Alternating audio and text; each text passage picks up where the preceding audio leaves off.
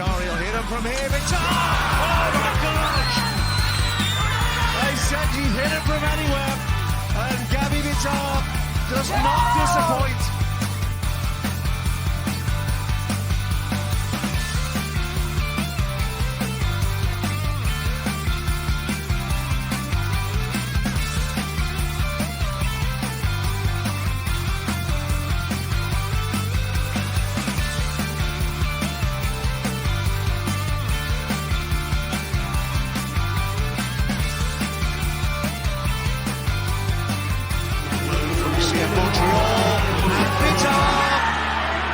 Would you believe it?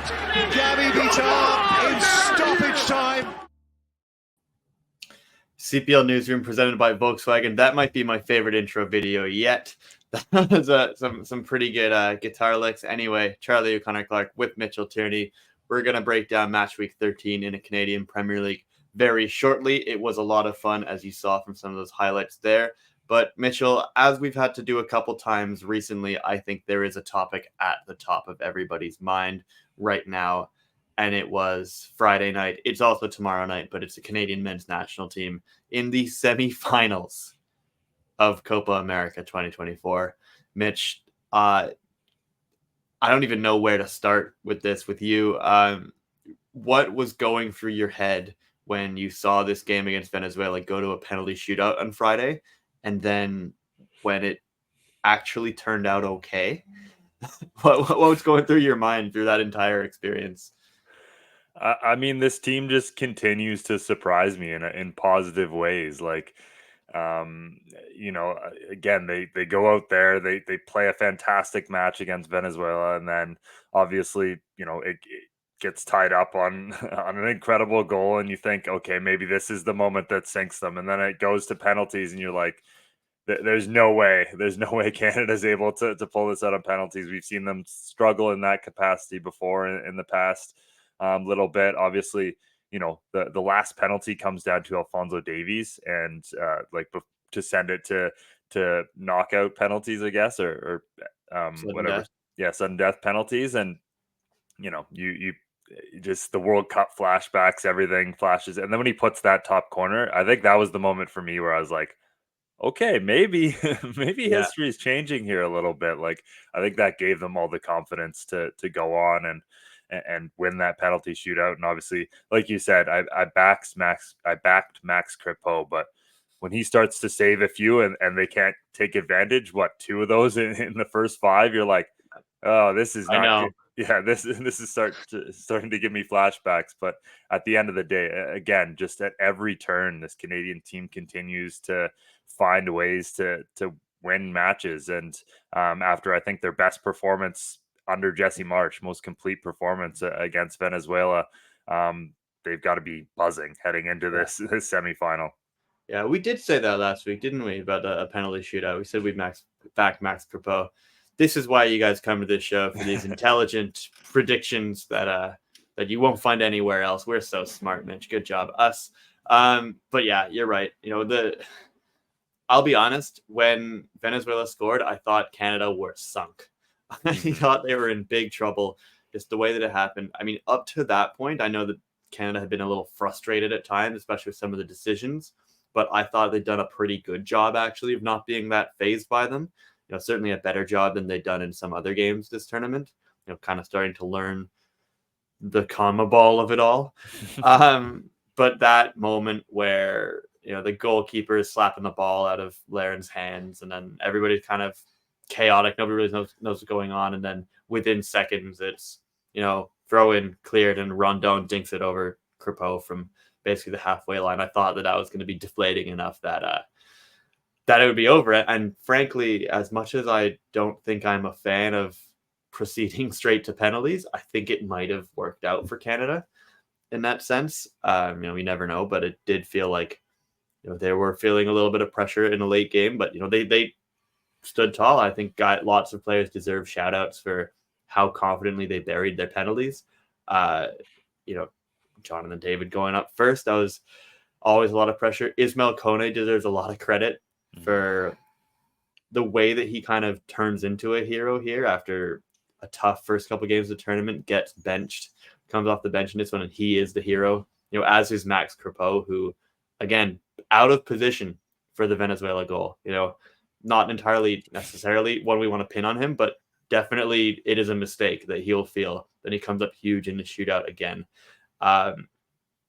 Mitch, how much have you seen this team, even over the course of this tournament, kind of grow in its maturity and its understanding of these tournament games and its knockout football? Yeah, a crazy amount.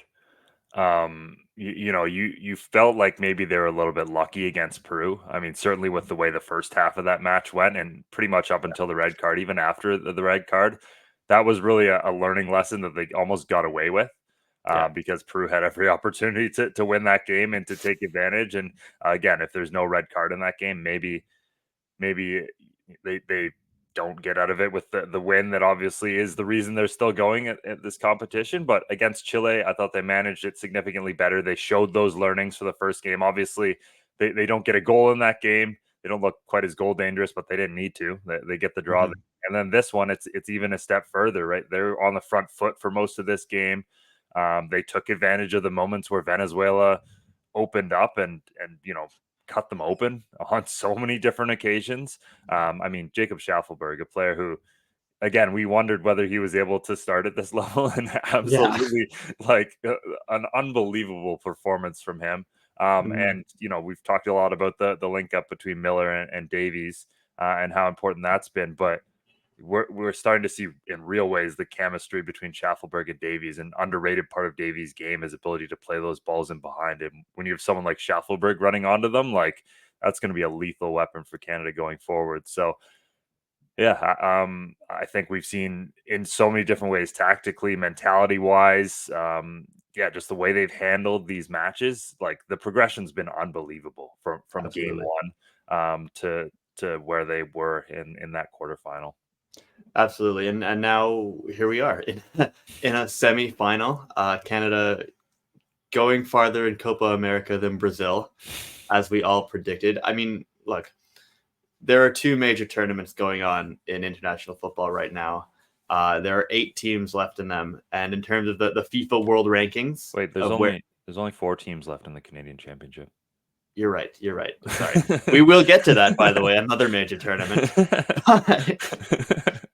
Like FIFA World Rankings of the 8 teams left in the Euros and the Copa America. Argentina 1, obviously. France 2, England 5, the Netherlands 7, Spain 8. And then we've got Colombia 12, Uruguay 14, and Canada 48. That might change, eh? I think so. I'm not good enough at math to do that algorithm on the spot because I've tried to do it on by hand before. It's incredibly hard. But yeah, that is just insane. And this is one of the biggest stories in international football right now. I think, obviously we have our own view of it from being in Canada and following this team, but just like the way that it is kind of like when one of those teams like a Morocco gets to the semifinals of the last World Cup or something like that. It is kind of one of those dream runs where you're just so impressed and you want to see more of this team. You don't want it to leave the tournament. However, they are playing Argentina on Tuesday. We've already seen Canada play Argentina, played them very well, but this might be a different moment. Obviously, it's a semi-final of the Copa America, not the first game of the group stage. The stakes are higher. Argentina's under more pressure than they would have been in the first game. Thoughts? What are we expecting here? Yeah, I mean, we saw it at the World Cup. Argentina of the first game of a tournament is significantly different than Argentina of a semifinal, and the experience difference is, shocking between these two teams. Obviously, this is Canada's first Copa America, let alone Canada's first, knockout, experience of this magnitude. I think Argentina's been to 6 of the last 7 semifinal rounds in the Copa America, and they've won 5 of those semifinals. So they know what they're doing here. This is kind of old hat for them, and for Canada, this is completely new. They're coming in, but I think that almost is how you have to treat it if you're Canada. I mean, there was the Jesse Marsh quote that's made good rounds now about, we might play our best game ever and it might not be enough, but we're still just going to go for it. And I think that's the way Canada needs to go into this game. I think they're playing with house money in the quarterfinals. So who knows what the heck they're playing with now. Like, this is beyond kind of the wildest dreams of Canadian soccer fans. So it's not that you just throw caution to the wind, but you might as well just be brave, go out there, have fun, and honestly just try and take it to this Argentina side that again will be so heavily favored that you might as well just go in there with every confidence and try and win a match and get to a final. That would be again just such an unbelievably beyond a dream moment for Canadian soccer right now. So I'm, again, you can tell I'm genuinely just so excited for this match. This tournament's been beyond expectations from this Canadian team, and they're just so far ahead of where I expected them to be at this point. In their development under Jesse Marsh. I mean, again, it's been just over a month, and already they're in a major tournament semifinal. Yeah, absolutely. And it's just, again, I think I said it before the Friday game, but even more so on Tuesday, guys, enjoy this. Yeah. Canada are playing Argentina, the best team in the world, in the semifinal of the Copa América, the oldest international football tournament in the world. And no matter what happens, they play another game too. Yeah, they get to play Colombia or Uruguay in a third place game, and I know there's not a lot of prestige in a third place game, but it's still a game against a very, very good team that they get to play, and they don't have to schedule a friendly for it. It's one that they automatically get, and every single one of those games is valuable. Every single time this team gets to play against a good team, it helps towards 2026. So so many successes at this tournament, just incredible stuff, and cannot wait for Tuesday night. We'll be back at some point to either, if they win, I don't know, maybe we'll be live immediately and popping champagne. Yeah, it'll just be 20 minutes of yells. yeah, that might be that might be the after dark version where we yell swear words a whole bunch. But anyway, I don't know any Canada. You wouldn't. Canada, Argentina, Tuesday night in New Jersey, but near New York City, home of the New York football giants and Jets. Hopefully, Canada's fortunes are better than both of those teams. No kidding. Boy, do they suck. Anyway, that is incredibly exciting. Moving on in the CPL Newsroom presented by Volkswagen to the CPL part of the show. What we're going to do is, as usual, we are going to run through all 4 games from match week 13 before we get into a little bit of a Wednesday night preview for the Canadian Championship. But we begin. Mitchell, I know that your attention was unfortunately torn on Friday night between the Canada game and obviously this barn burner at Tim Hortons Field. Forge 3, Vancouver FC 3. Bunch of lead changes. Vancouver took the lead twice. Forge took the lead with 5 minutes to play, and then Vancouver with the equalizer at the death. Mitch, what was it like being there for this game? And if it hadn't been as exciting a game, would it have been as easy to stay focused on it with the Canada game coming up? Yeah, you said my attention was split, but you couldn't really take your eyes off this game because something wild would happen in the 2 seconds that you did. So this was an enthralling contest from start to finish, but one that for the second straight week, I think for Forge FC is more entertaining than they would have liked it. This is a team right now that again they dominate every part of this game for me except their own defensive third. By halftime it's 1.09 expected goals, 10 shots on target to 2 shots on target with 0.1 expected goals, and they're down 2-1.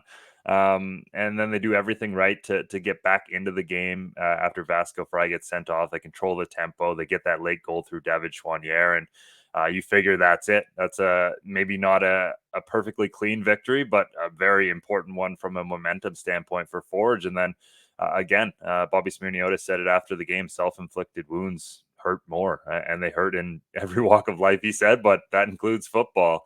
And that's the difference between, again, what should have been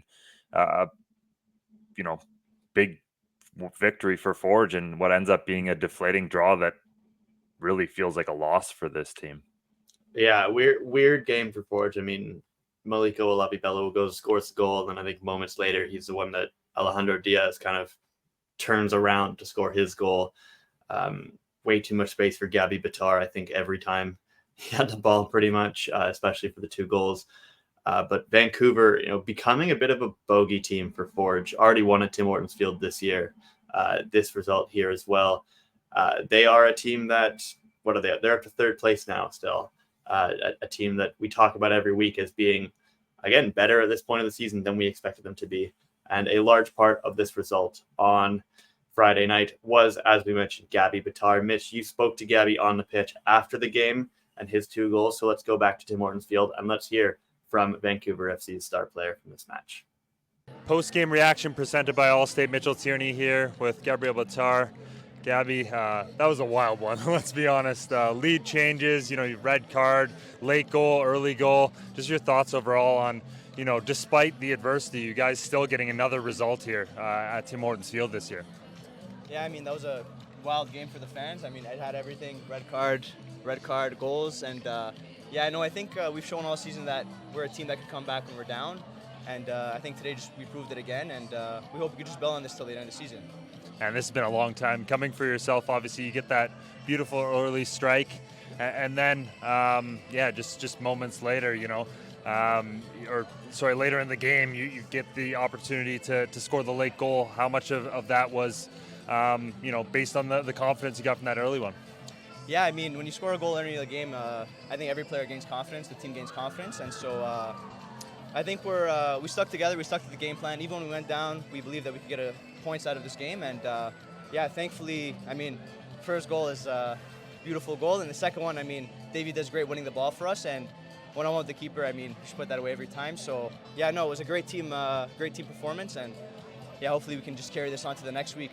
Yeah, and just speaking of that, obviously going back home now, how important is it to continue to build on this? Obviously, it's 2 solid results now for you guys. So the big thing now, with how tight I guess everything is in the table, is to just keep building on it. Yeah, I mean, with 3 games at home now, I mean, we're going to try and grab as many points as possible. So we can try and catch Ottawa, and thankfully we play Ottawa next week. So we can steal off points off them and build momentum off that until the end of the season. Awesome. Thanks so much, Thank Gabby. you so much, Mitch. Little behind the scenes there. Jacob Schaffelberg scored immediately after that interview was done. So it turned into straight up celebration straight after cameraman Kai had cut there. Oh, because it was on the screen, it was on the big screen up there. Yeah. Tim that's awesome. That's hilarious. Electric moment. That sounds like a lot of fun. And also shout out to who was it, Kai, who told Gabby at some point to bring his mic up. You can see him kind of notice. He's like, okay. Yeah, anyway, cameraman extraordinary. He does it all. He does it all. Some of the goals he filmed there, unbelievable as well. Yeah. So he does it. He also, by the way, he got his camera hit during this game. No way. I wonder if he has the footage of it. But yeah, we're looking down and just you see his lens go flying, and Elijah is kind enough to pick it up and bring it back to him. So a shout out to him, because that was a kind moment. But yeah, tough to hit the office for cameraman guy. Busy day at Tim Hortons Field. Yeah. All right, moving on to another stadium that Kai was at this weekend, York Lions Stadium on Saturday. York United beating the Halifax Wanderers 2-1 for their 5th home win of the season. They're now, I think, 3-1-1 under Benjamin Mora since the kind of, not the start of June, but I guess the second weekend in June. York coming to this game, coming in hot.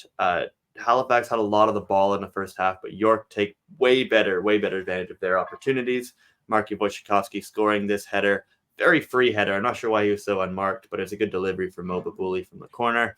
And then the second half, it is midfielder extraordinaire Juan Cordova finding himself in the right position at the top of the box to get on the end of this loose ball and smash it into the top right corner for his second goal, again, in the last few weeks under Mora.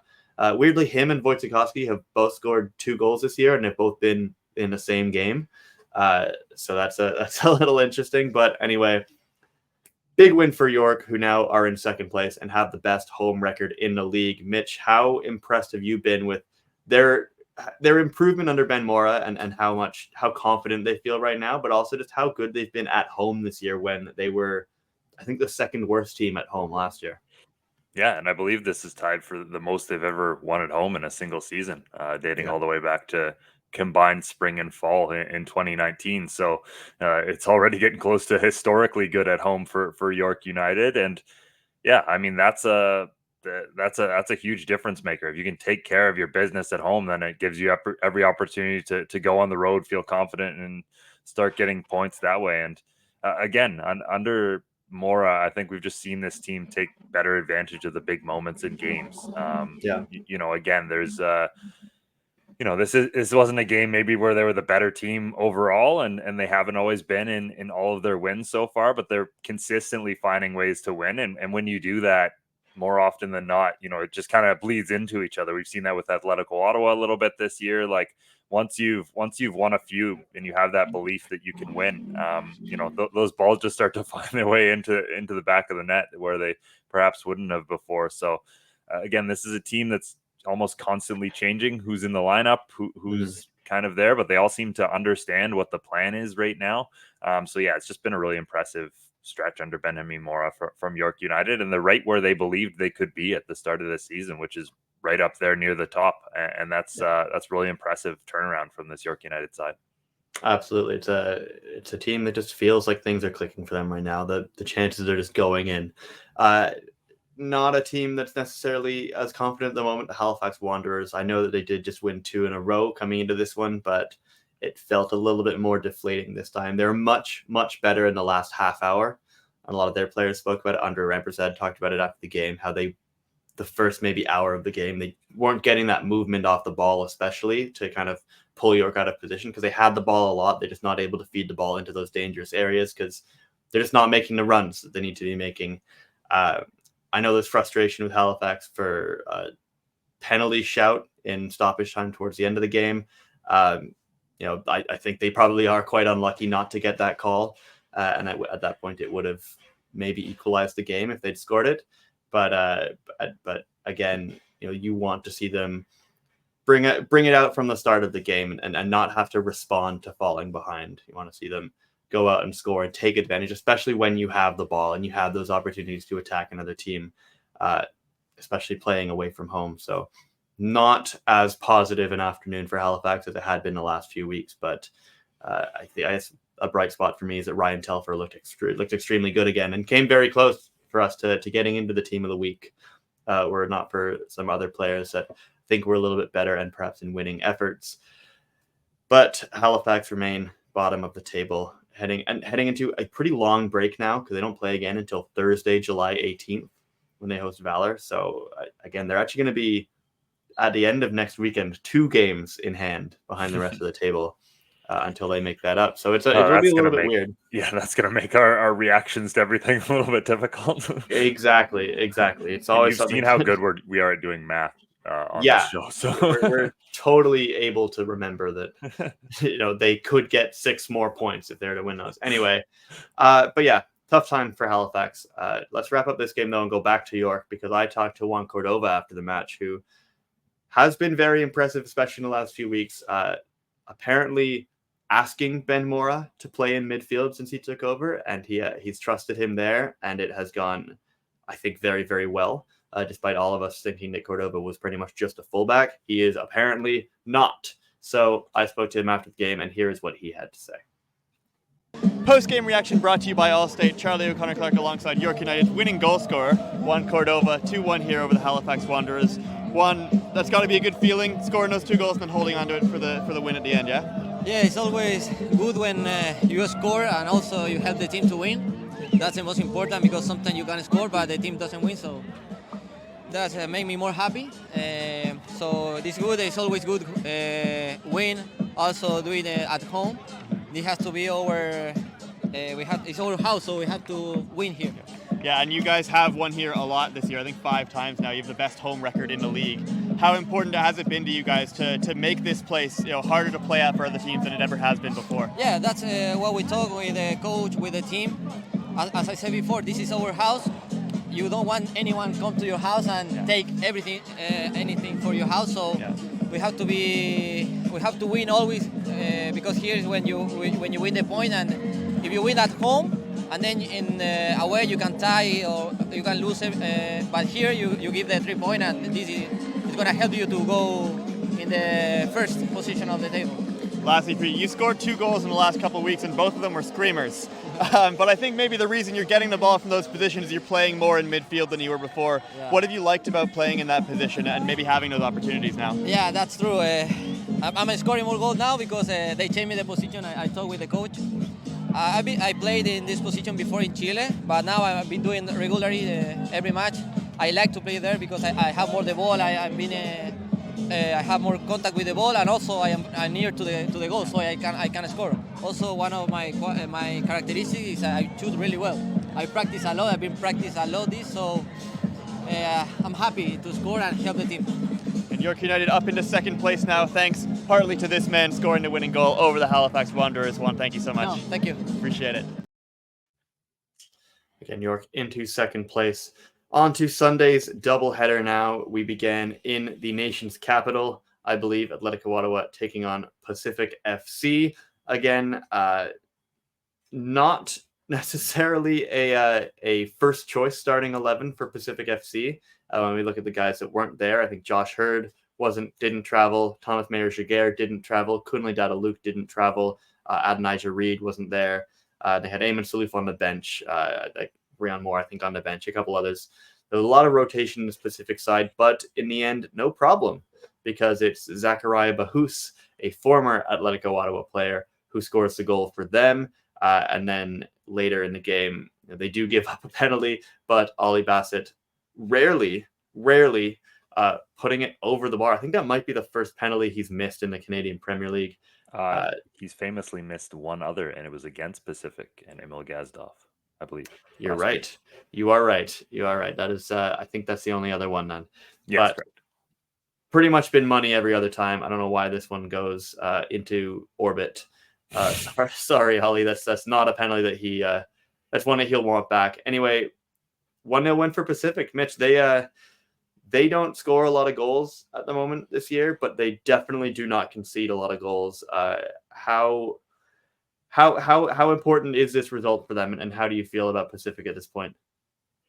I think it's obviously an important result. I mean, it reaffirms that they're able to win this way when they play, solid defensively and have Gazdov at the level he's at when he's playing as well as he did on Sunday. And again, this was a game which you're going back to the West Coast on Wednesday. Like, there's an obvious reason for a Canadian Championship game. There's an obvious reason why there weren't a number of those guys in the lineup, and you're still able to get a win against the top of the table team. Like, that's one of those where it's like you throw the performance out, you take those 3 points, and you run back to the maybe fly back. That'd be a long run, but you fly back to the island with those points in the bank. So if you're Pacific, you have to be absolutely thrilled with the way things went in the nation's capital this week.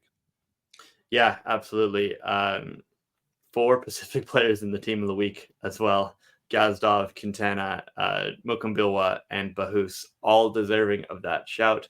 And I mean, we do have to say that I think the reason that a lot of players didn't make that trip is that Wednesday night game against the Whitecaps, which they definitely had one eye on. So it's always a good feeling, I think, for a team when you get 3 points from a game maybe you weren't really expecting to, and you get back home and you are in better spirits heading into Wednesday night. But Mitch, quickly on Ottawa, they haven't lost a lot of games this year, but maybe a bit of a frustrating one for them here, conceding right before halftime, missing a penalty, just maybe not their day, right? No, yeah, I wouldn't say too many concerns. I think this is the first time in the league they haven't scored in a match, so that shows you just how good they've been so far this year. I mean, obviously, Pacific just seems like the team that has their number a little bit. Obviously, the reason that Pacific are playing the Whitecaps is because they were able to defeat Atletico Ottawa over 2 legs in the quarterfinals of the Canadian Championship. So, yeah, it seems to be the case in this league where there's always, even if you're the top team, there's always that one team that just has your number a little bit, and that can play out. But for Ottawa, again, it's it's what we've talked about all year. It's bounce back. It's see what they can do next week, and again, it's making sure that anytime you lose, it just doesn't compound it, and you don't drop further points because the pack is coming, as we saw this week.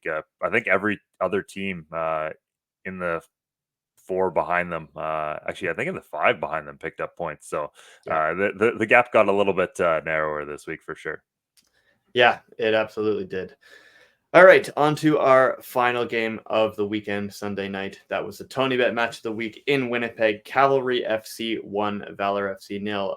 Weirdly, not only the same score as the other game that day, not only the away team winning 1-0, but also the goal being scored by a player against his former club, Fraser Aird, who I do think a lot of us forget played for Valor FC, to be honest.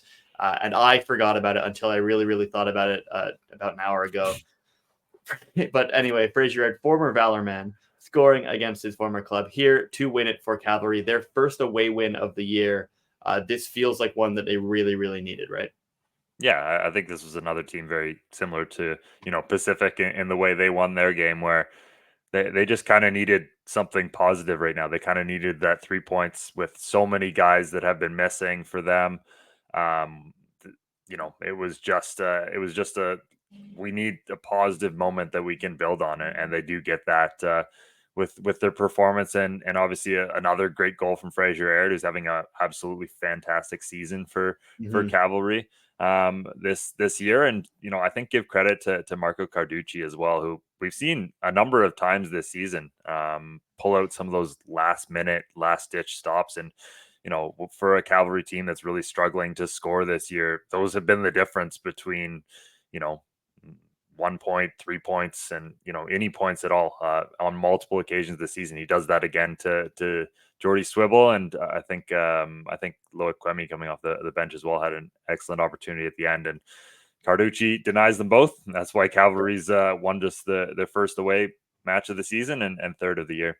Yeah, absolutely, definitely one that Cavalry felt like they needed. A team that hadn't, probably aren't very happy with where they are in the standings at this point. Probably still frustrated because a big win like that, and they still technically sit outside the playoff picture. If Pacific hadn't won, I think they would have passed them. But, again, always a good thing to get that first round of the way and then move on. Cavalry, we know how good they can be. They know how good they can be.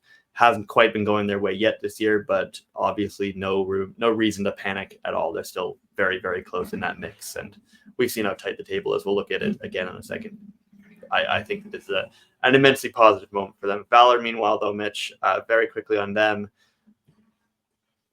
not terrible. Had good moments. I thought Diego Resurrecao was quite good in this game. Is lively, but again, they aren't able to find the net. Were it not for some great saves from Carducci, maybe this is a different story. But what did you think of Valor, and where do you kind of make of them at this point?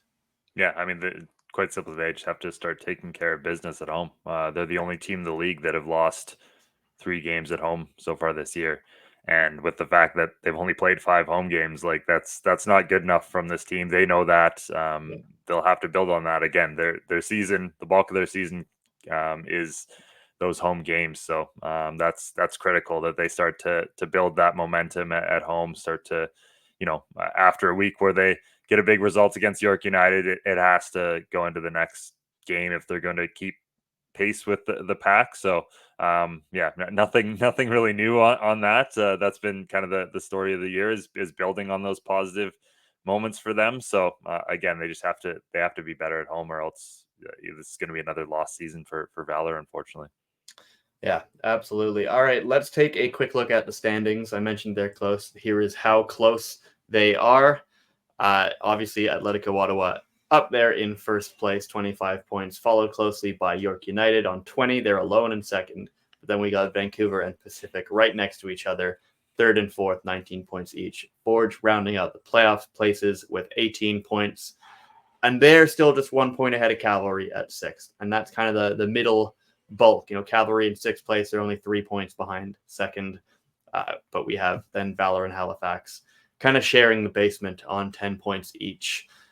Next weekend, I mentioned Halifax and Valor don't play again until the Thursday. So the weekend games, Vancouver FC, Atletico Ottawa on, I think that's Friday, 7 o'clock Pacific, 10 o'clock Eastern.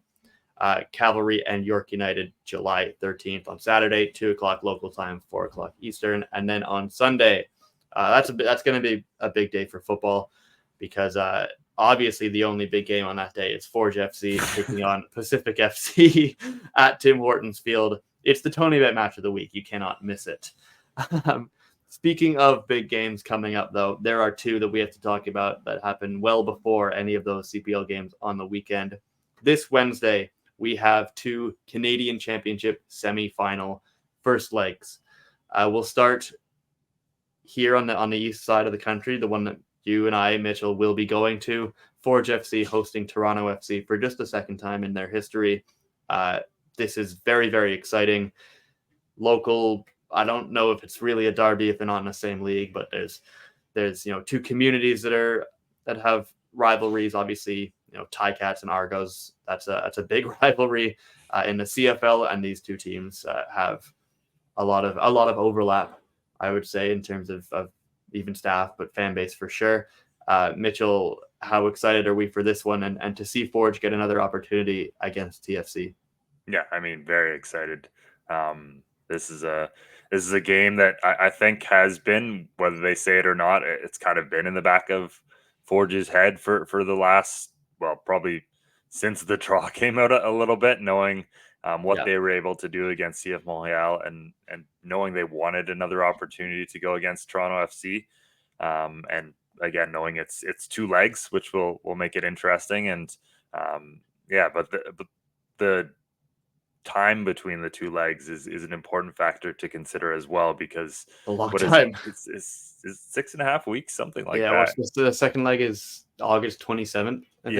Yeah, so quite a while between the two legs, which makes it kind of interesting in how they approach it. It's almost more of a one game, than it would be if they were going to BMO next week, which again makes it almost basically a final for this Forge team, and they're going to want to come out and put their best foot forward and get a win at the end of the day in order to set themselves up well. I know that obviously they didn't do that against CF Montreal and kind of could have regretted that, obviously didn't, but this is going to be a game that Forge is absolutely going to want to win, and it's one where it's two teams that defensively have been not great recently, and that's going to make for a fun game, I think, because it could be another roller coaster match with Forge FC involved, as we've seen in the past couple. Yeah, that's a great point. I mean, Forge gave up 3 goals last game, but TFC gave up 4. So, is that your score prediction? You know what? I told you we were good at math on this show. Can you imagine a 4-3 Canadian Championship game? Maybe. But this will be fun. As you said, no reason to leave anything in the tank for a second leg, because that is miles in the distance. And it's going to be fun. I mean, last time we saw TFC play in Hamilton, it was that 2020 final, which we played in June 2022. It's been a kind of a mouthful to explain a few times, but it was a great game. 1-1 over 90 minutes. I think Pozuelo scored for TFC, but then Tristan Borges scored the equalizer. And I was talking to him last week about it. It was kind of a weirdly exactly like the 2019 CPL final, where Borges misses a penalty and then scores a screamer from pretty much the same angle. So again, he's a player that we've seen produce in these big moments. David Chouanier has produced in these big moments. I've got my eye on Jordan Hamilton, maybe coming off the bench in this game. We spoke to him last week as well. He's extremely motivated for this game. I don't know if everybody would remember, but he was not part of Forge in that 2020 final. He was still in Ireland at the time. He was telling me about how he watched that game from Ireland. He has not played against Toronto FC yet, and since he left the club. He won the Canadian Championship with them 3 times. He really, really badly wants that chance to play against them, and he wants to score in this game. So interesting to see if he gets an opportunity. And it'll be fun. If you are in the Toronto or Hamilton area, get your tickets. I'm sure there are some still available. It should be another big crowd at Tim Hortons Field on a Wednesday night. And then after you enjoy that, hopefully resounding Forge FC victory, because we do not have to be unbiased in these Canadian Championship ties. It is clear where our loyalties lie. Anyway, after you watch that one, you turn your attention to the West Coast. I don't know if you can get over there fast enough, but you can maybe turn on a TV in time to watch Pacific FC play the Vancouver Whitecaps. Mitch, it's the same thing. Two teams fairly local to each other. A little bit more history between Pacific and the Whitecaps. They've played each other twice now in this competition. Both teams winning once. How do we look at this one, and how are you think Pacific are approaching it? Yeah, I think obviously this weekend showed that Pacific have a blueprint for how they can really frustrate and play well against teams. I mean, again, this Atletico Ottawa team scored against basically everyone they've played against, and they couldn't manage to do it against Pacific. Some moments of luck, perhaps, but you need that when you're solid defensively. So I think they have the defensive weapons, especially at Starlight Stadium, which is, so compact and they're so good at, to be able to really frustrate a Whitecaps team that on their day can be good offensively, but also, have struggled in the last little bit there as well to find the back of the net. I think that this is going to be a really fascinating one as well, and one that, again, Pacific not in the best form right now, really neither. Really, none of these teams are in great form right now coming into this, which makes it a little bit harder to predict. But I think we've seen both Pacific and Forge, like in the big matches this year. Forge certainly in their history, they could just find another level. And sometimes when you expect them to the least, and it doesn't matter what their form has been coming up those games, like these teams are full of guys who have won big matches of this magnitude before, so that makes it so exciting. Yeah, absolutely. And as we mentioned, Pacific maybe a little pressure for this game. They left a lot of players at home over the weekend. They didn't travel because the Whitecaps traveled about as far as Pacific. They were in Montreal on Saturday. They drew 1-1 there.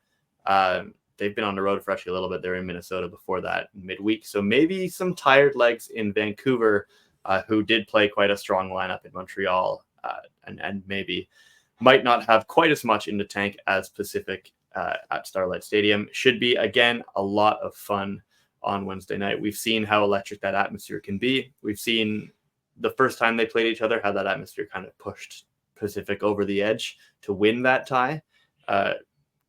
Last year, Vancouver, kind of their quality just took over, and that's also always a possibility in these CPL MLS matches.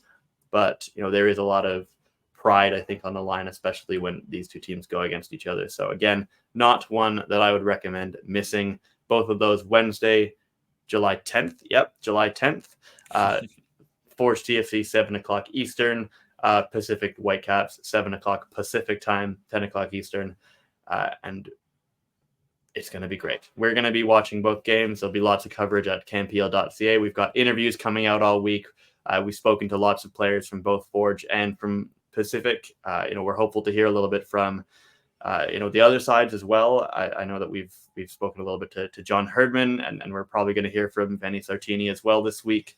But again, this is the semifinals. Forge and Pacific, second year in a row that they're both in the semifinals of this tournament. Third time ever, third time in 4 years that these are two semifinalists of this tournament. Maybe, hopefully, this is the year for one of them, or both of them, maybe, to see another Canadian Premier League team in the Canadian Championship final. But we will have to wait until after Wednesday to see if that remains on the table. Again, we will join you again next week. Good luck to Canada tomorrow night. They'll maybe need it, but it's going to be an amazing week of soccer, especially for Canadians. So I beg you all to enjoy it, and we will speak to you again on Monday. Thank you very, very much for joining us.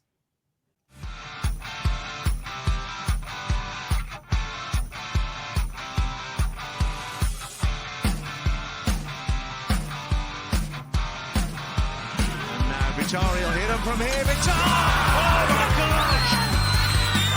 I said he hit him from anywhere, and Gabby Vitória does not disappoint.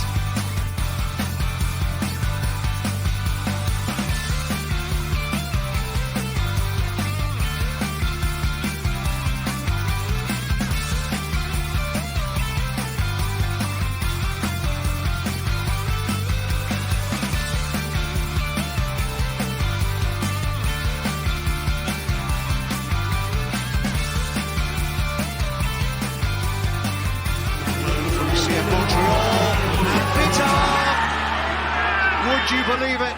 Gabby Vitar